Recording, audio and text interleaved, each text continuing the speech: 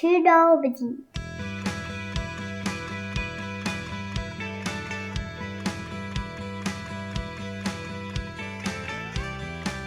Welcome back to Two Nobodies, everyone. Rupesh is back with you again.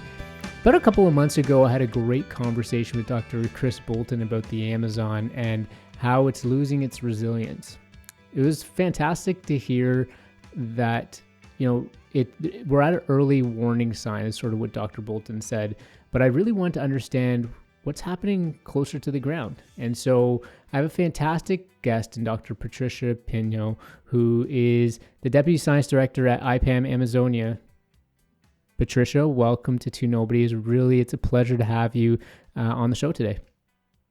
Hi, Rupesh. This is my pleasure. Thanks for the kind invitation and the opportunity to talk a little bit about the Amazon and specific what's going on the floor. Yeah, I'm really excited to discuss with you. I don't know if you saw, but today I saw that there was a paper that came out from it might have been an IPCC report or something from the UN. Do you know much about that? And if you do, maybe if you don't mind sort of sharing what sort of the takeaway from this report, because it said it was a big report today that came out.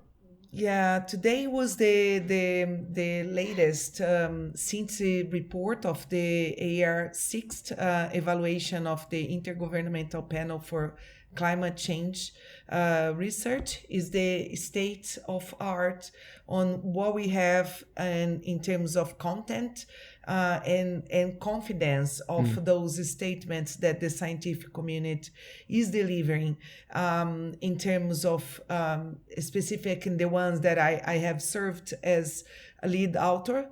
It's on impact, vulnerability, and adaptation. We have working group 2. We have also working group 1 that deals much with the basics of the biophysical science and climate modeling. And the mitigation one, which is the third working group. But today was the release of the synthesis of the 3 materials that was released over the latest round. So, for instance, the working group 2, the report that I worked on was released on last year, 28th of February, and now is the synthesis, what these 3 reports are saying. And some of the takeaway, which is the most dramatic evidence, is that first one is that climate is changing and it's because attribute to human action, which is linked to greenhouse emissions and affecting global warming temperature. We have also already observed impacts in different scales and different ecosystems and different populations and geographies.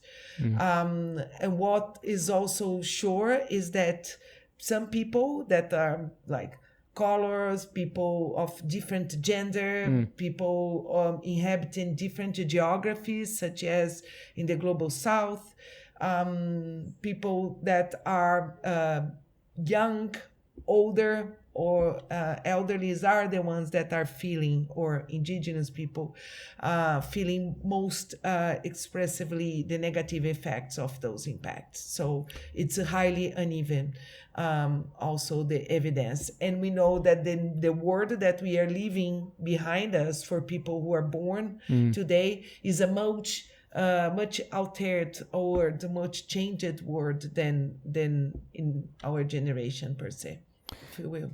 Very, very, very interesting. And so what would you say, like, what would you say is different in this report compared to other reports? Like, is there anything that's sort of, I guess, new, or is it more of just the story that they're trying to tell that's different? But because I've heard some of those things in the past that you said as far as some of those key takeaways, but what would you say really stands out in this report that people need to walk away with?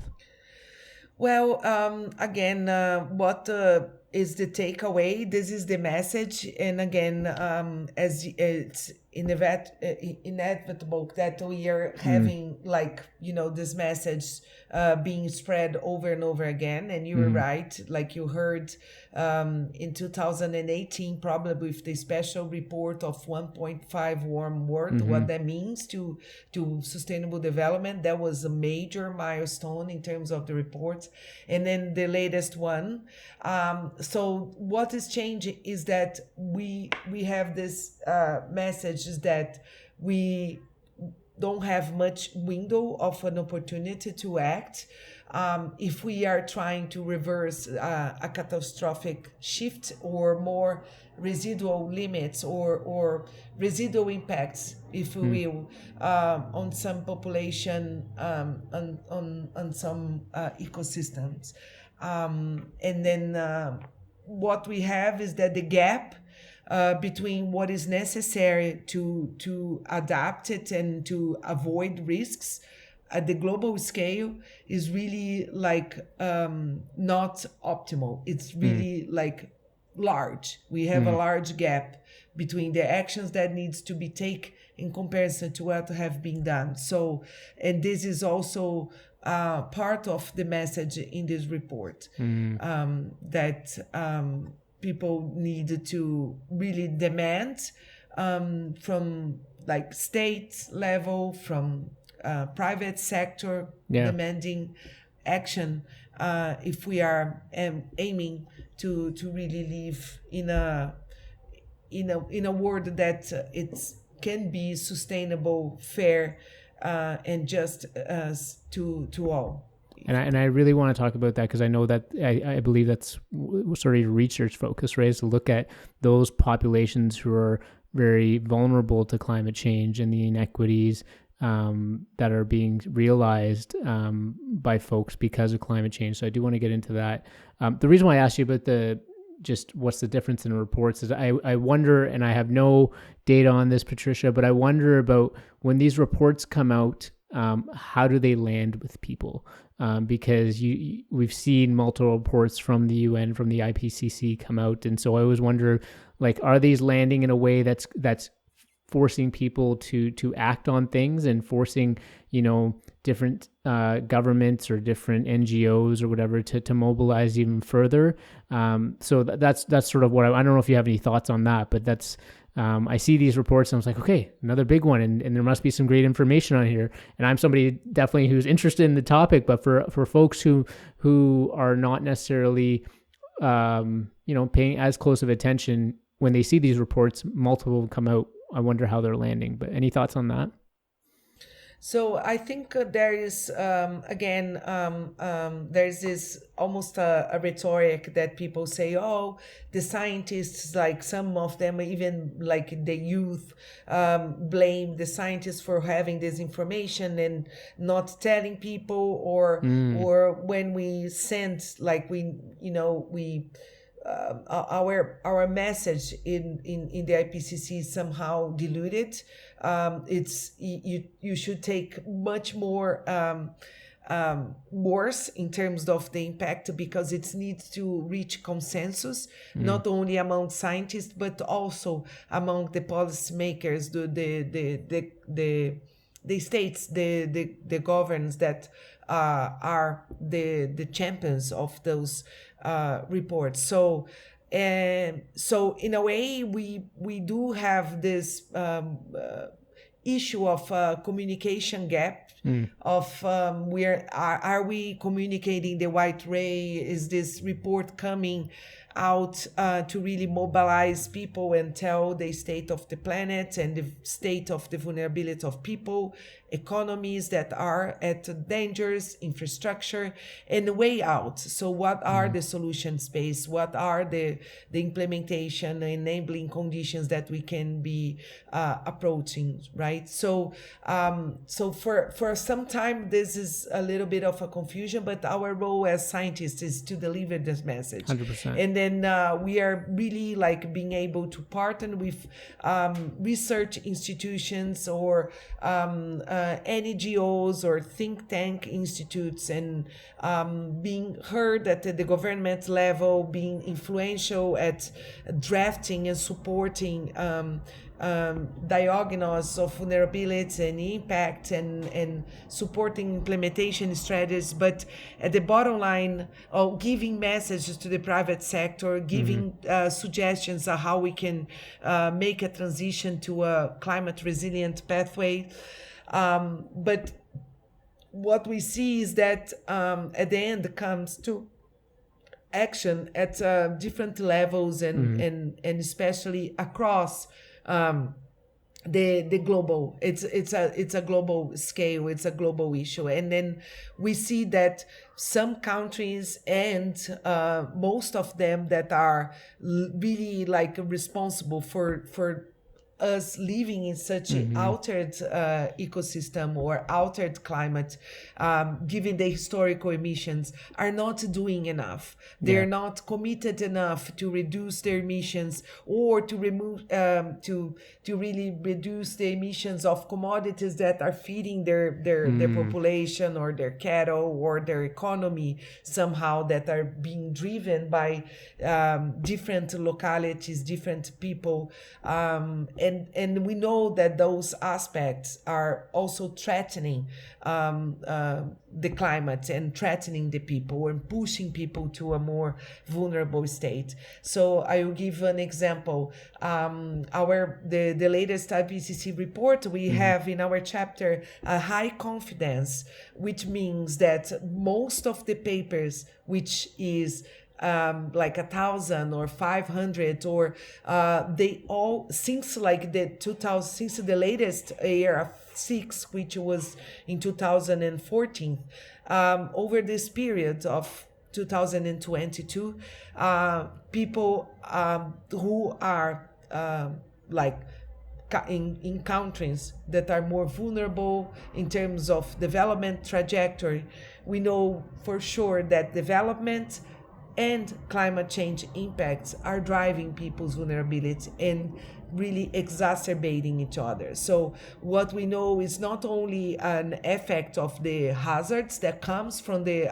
altered climate in terms of drought, floods, landslides, or fire, but it's also the development patterns that are rooted in this like colonial legacy, or rooted in a development pattern that was achieved by northern hemisphere, that we can afford anymore to have that under the climate constraint and the biodiversity crisis that we have now.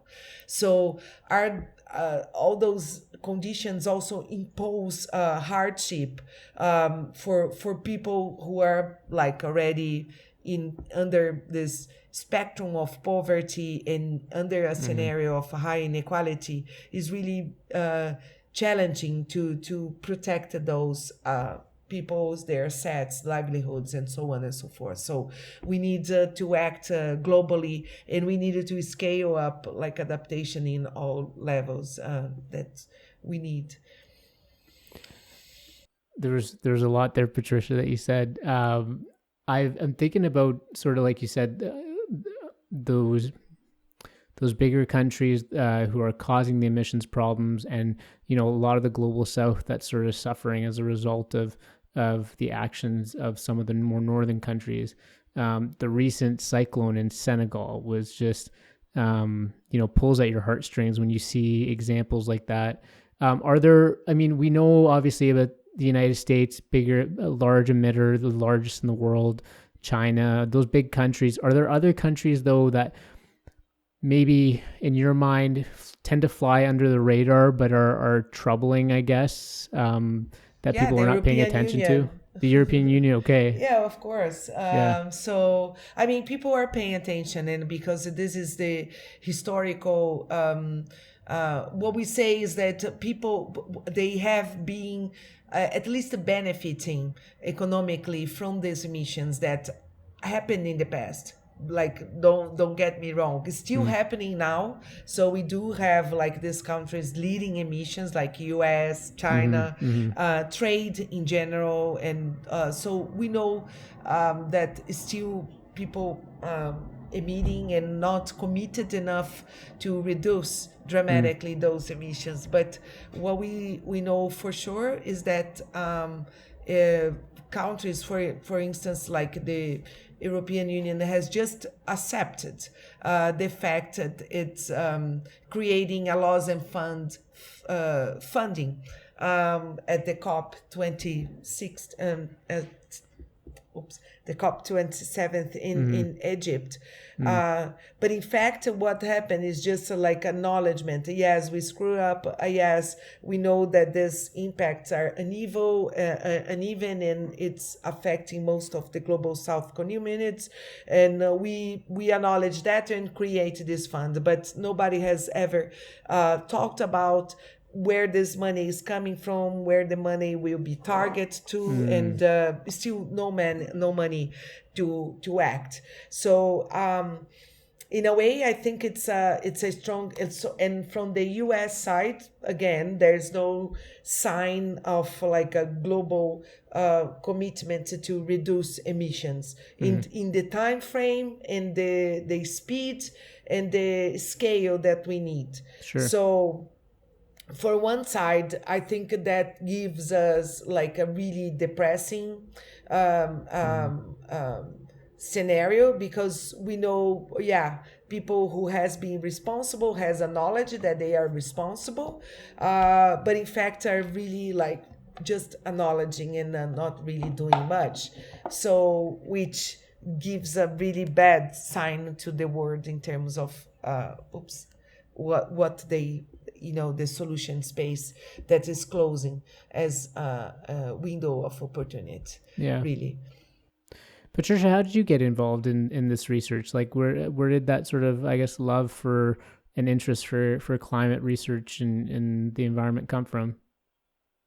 So I was a PhD student in California, and I was doing my field work in the Amazon, where I always went to work. So I was studying at University of California. I was abroad, and the Amazon is such a like this unique ecosystem that even it's like a stranger for Brazilians.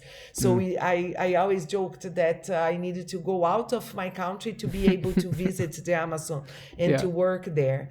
So so I was there working and investigating collective action of how local communities manage endangered fish resource and biodiversity that is threatened, because we have the two strategies that is the dilemma of the commons, which means that people will just deplete it until they see a resource completely being eroded, and then they can act. Or whereas or not, some communities get together and do something and establish a more sustainable collective action in pro of a collective good. So I try to understand these aspects in the Amazon in the context of endangered fisheries, from the indigenous people's perspective. And then when I was there was like 2010, and was one of the largest droughts the Amazon has been facing. And that's what really affect like the transportation, the livelihoods, and then everywhere outside the Amazon was being broadcast how that was the awful drought. And I started being curious how people were carrying out their lives under that context, and also like attempting to adapt, and what are the limits. And then I started asking, my major professor in California was an anthropologist also working with climate change in the Peruvian, in the Andes, basically in South America.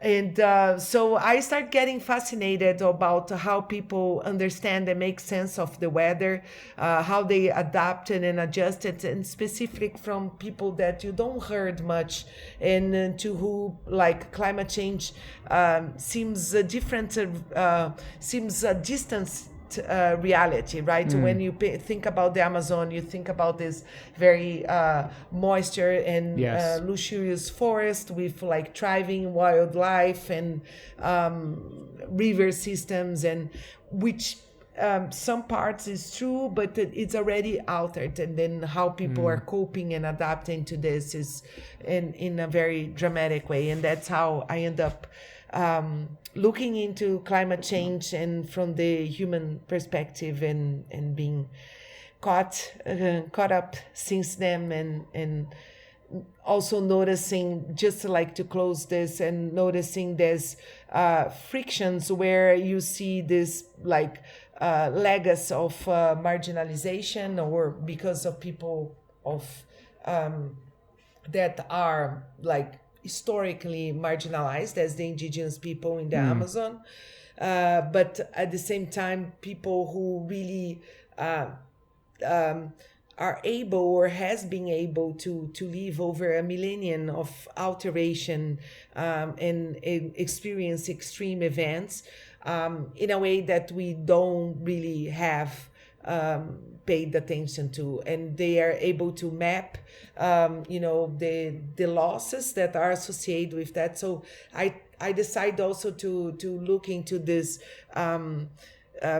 domains of justice in the context of environmental justice and climate justice, and as people who are least responsible are really more like subjected to be affected by negative outcomes of a process that they have really not contribute or least benefiting, if you will.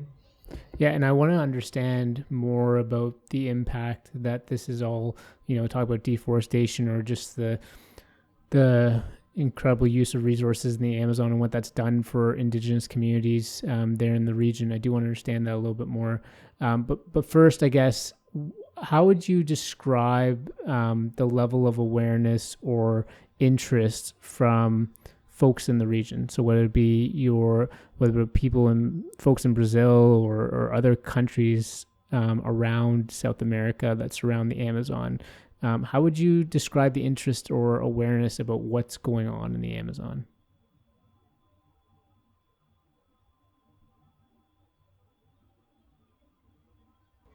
I think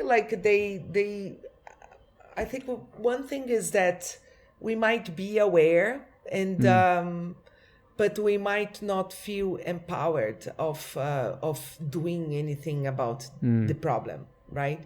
So what I usually say is that people do have like in South America, for instance, I think people do have a glimpse of what is the reality of the Amazon rainforest, what is at stake in protecting it. This is the same thing for indigenous people, what is at stake of supporting or the demarcation or giving land rights to those communities,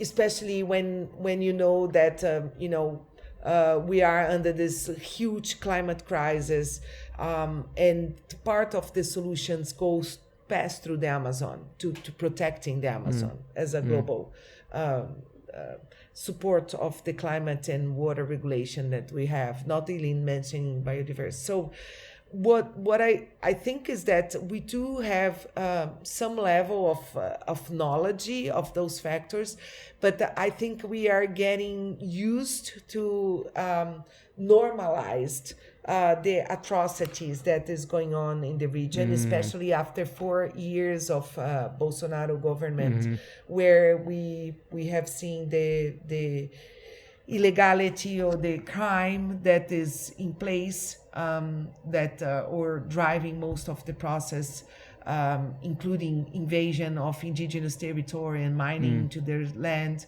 So we have this narrative of indigenous people wants to be developed, and that they wanted to be like any of us. They want to, have access to job market and opportunities that it's available to most of the Brazilians. What happens that we know that for the Amazon, what is available for these indigenous people are most predatory actions, predatory activities, logging, fisheries, and mining, for instance, or all different type of job markets that are really not renewable, like or paying a lot of money or requesting some level of education. So these are serious problems, because these opportunities are end up gathering indigenous people, especially youth, that are searching for opportunities. To cope, especially when I'm talking about these multiple hazards and that are driving even indigenous people to large cities in search for health support, or in terms of times of crisis, people really get their food production affected, right, under those circumstances. And then we have this migration to large cities, which can create a problem of culture erosion, and then people are like losing the ability to understand and know their culture and act upon their territory. And then also we have their role as guardians of the forest. We have the evidence that areas that are in fact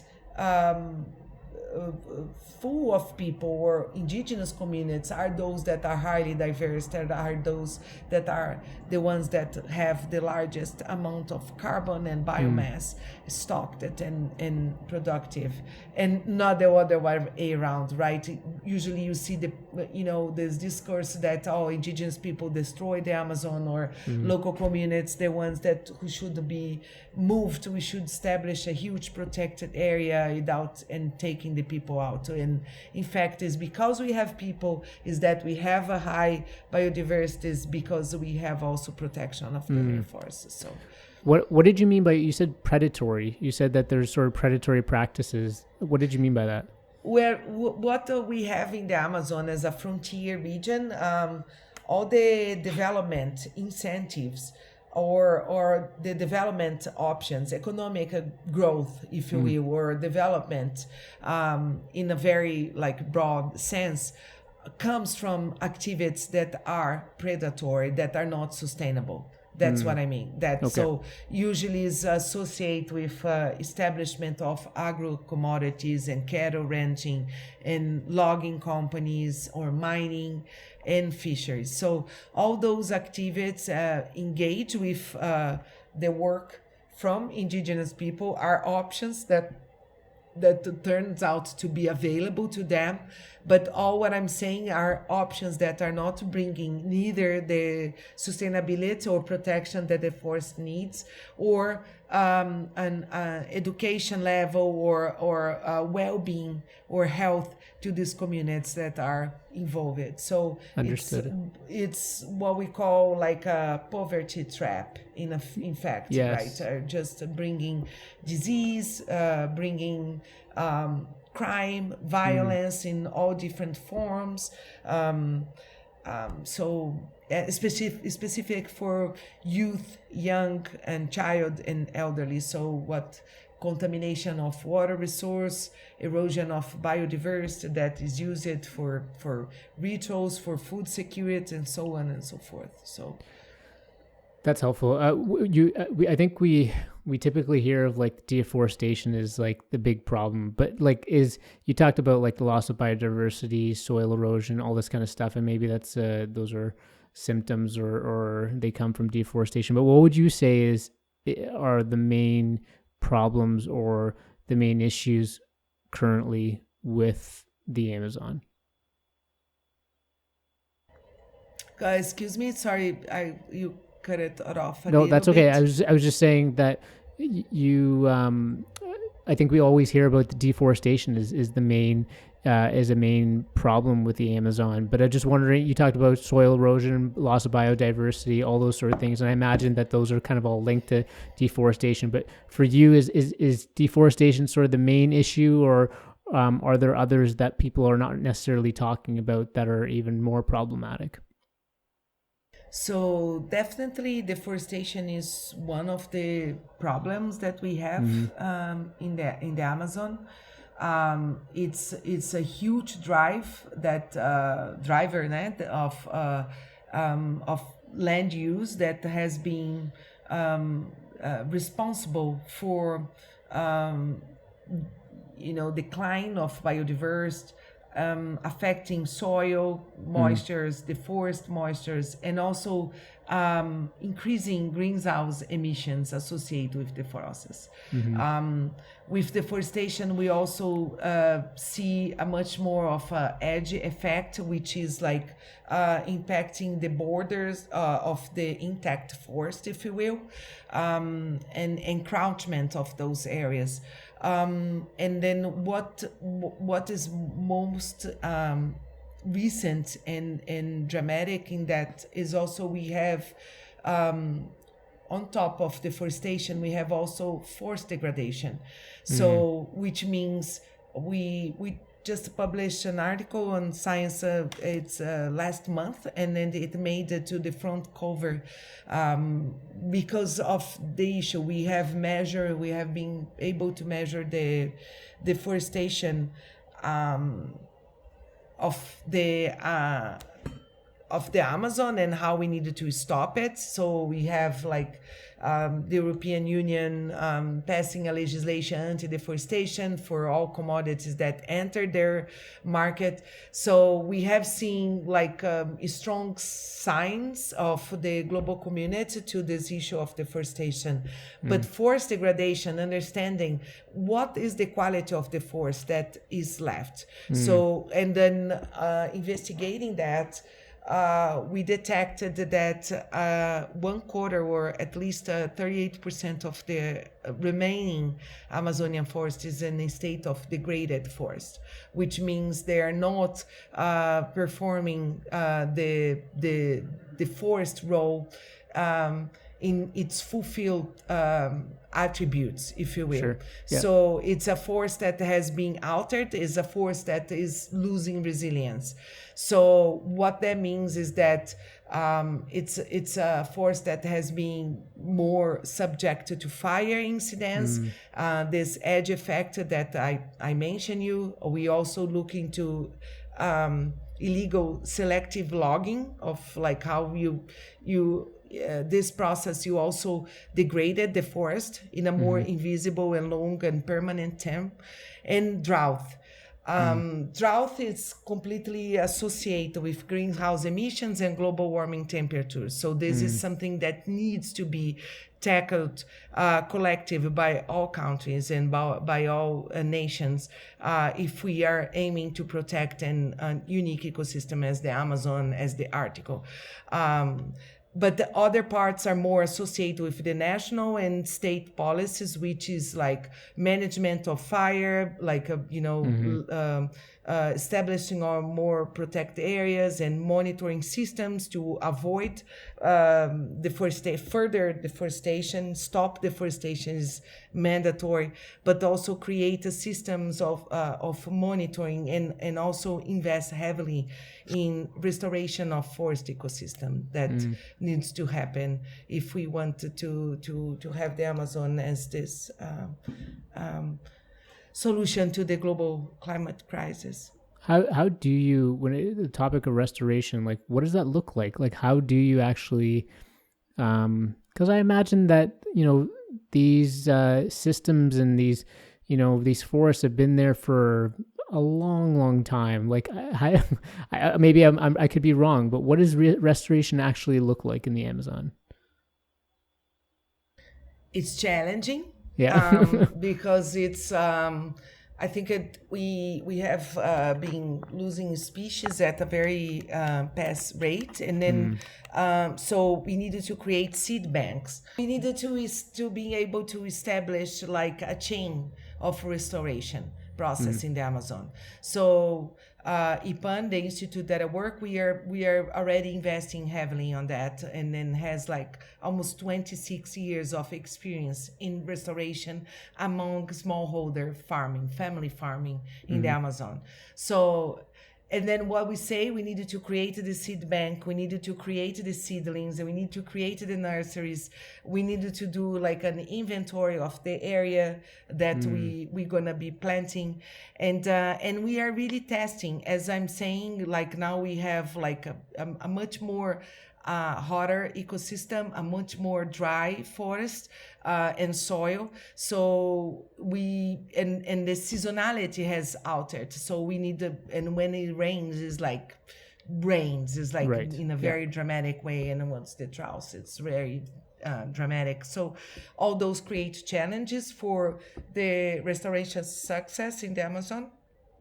But we already have shown that there are we are testing with under different methodologies. So we are creating a mosaic of like having native species alternate with fruits or species that are highly nutrition or highly available as an economic resource for the local communities, and this has been an incentive for them to restore the forest, because as you can imagine, there is this narrative, or like is almost becoming a culture aspect, that in order to be developed, or in order to do to have an economic revenue from the forest, you needed to deforestate it. You needed to put cattle. You needed to do extract the wood that you have there. You needed to do activities or implemented agriculture at a large scale that is incompatible with forest. So. And what the system we are working on is that no, this is not the way to go. And then we needed to combine, like, agriculture within the forestry structure, and also invest heavily in protecting and maintaining the native vegetation within the private properties or community properties. So very cool. So what I'm hearing, it's restoring in a way that benefits the actual ecosystem itself, the species involved, but also restoring in a way where it potentially benefits the local economy and people who are in the region, so that you don't have this tension where people feel like they need to deforest to support their economy, to raise cattle or grow their crops or whatever. Very, very interesting. Yes. For instance, right now, Rupesh, we are pushing, because the new government, we have a new opportunity. Maybe this is an interesting way of us closing this part, and I hope we can get in touch again. I think there's so many. I scratched the surface to you of like so many issues that are relevant to our podcast and discussion. But basically, what we are working on with under this new change of the government, which starts making this huge commitment and announcement at COP last year as well. So the new government and Lula government has been committed to zero deforestation by 2030. This is a major accomplishment, and we have shown to the world how we were able to curb deforestation during this first mandate of Lula, but also thrive economically and have like this really prosperous commodities and market, and ensuring rights to indigenous people and so on and so forth. Also helping people to get out of the poverty through direct social transfer support and so on and so forth. So I think this is a strong commitment that Brazil has already shown that is able to do. So if we curb deforestation, we have a chance of for the climate, but also for the forest. So I think like Lula also has made this commitment that all the countries should also support the protection of the Amazon. So as we have with the Amazonian Fund, which is money from the Norwegian government and European and Germany together, they have been made a huge difference in the monitor system that we have and the technology advance for monitoring forest and reporting, and also spreading this to have the due diligence of companies and business that are getting products from the region. So, and the third promising aspect is that the president also said that cannot be alone to do all this homework. So along with this commitment, we needed to really get this laws and fund mechanism in place to really support adaptation strategies in the global south. And specific on that, I mean, we don't talk much about other regions in Brazil, but some of those, as the Amazon has been negatively impacted. So we needed to really strengthen the support and be more enforceable of those responsible countries doing the work as well into this into the protection of this ecosystem that has a global climate regulation benefit, and also another strategy is that there is a new promising approach that is called bioeconomy for the Amazon, which means like attributing economic value to a standing forest. So it's a transformative paradigm. So as we have with the acai, so we have products that are from the region, or rubber and so on and so forth, that needs to be exploited or used in a more sustainable way, that are really attributing benefit to standing forest and being inclusive of local traditional knowledge.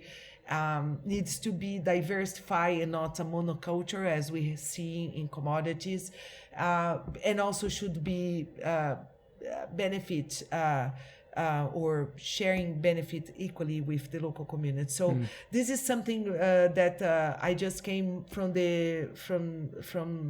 a visit to European Parliament. How much of industry sector and the finance sector are interested in those ideas. So if we are able to support a different approach, we might be able to really revert or leapfrog this or delay, if you will, the tipping point of the largest tropical forest in the world. Very interesting.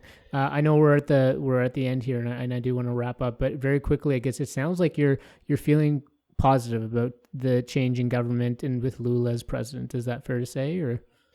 I think yes, I think in comparison to the despair that we have been living under the latest 6 or 7 years, it is a promise. It is we have been seeing and being mobilized by this new government on how to support them in actions that are really being of like larger scale benefits. So I will just give you an example. The day one of the Lula's new position as the president, he announced the creation or the homologation, what we means the final title of 13 indigenous land within Brazil. Wow. The majority of those lands are inside the Amazonian territory. So if we are able to do that, to demarcate or homologate these reserves to these indigenous people, we have storage in terms of carbon emissions 4 years of Brazil industrial emissions in the sector. So just in one single act by the government. So we could have this offset of 4 years of Brazil industrial emissions, which is not so little as you can imagine, in one single act. So imagine much more. So that we can foresee. This is just an example of actions that we are seeing being coming along and giving a good sign to the market and to the global community of the serious commitment to protect the climate stability, to protect the Amazon and protect its people and economy and so on. Yeah. Great. I just want to thank you so much for making time for me and at least diving into some of this. And I definitely learned a lot, and hopefully folks can take some things away. And we'll put all your information in the show notes so people can find you and learn more about your research. But again, just really appreciate you making time for me today. Oh, I thank you so much for this opportunity. It's so exciting. And I'm so sorry that I could, make this much longer, but the constraints and our family time absolutely calls me up. Please feel free to reach out if you have any questions, if you have further comments, or I'm available, and it's an honor really to talk to you. Thanks again. Thanks so much, Patricia. And just hang around for a couple minutes. I just need to wrap some things up with you. Thanks everyone for listening, and hopefully you enjoyed this episode. Like, subscribe, and we'll see you next time. Thanks so much. Bye.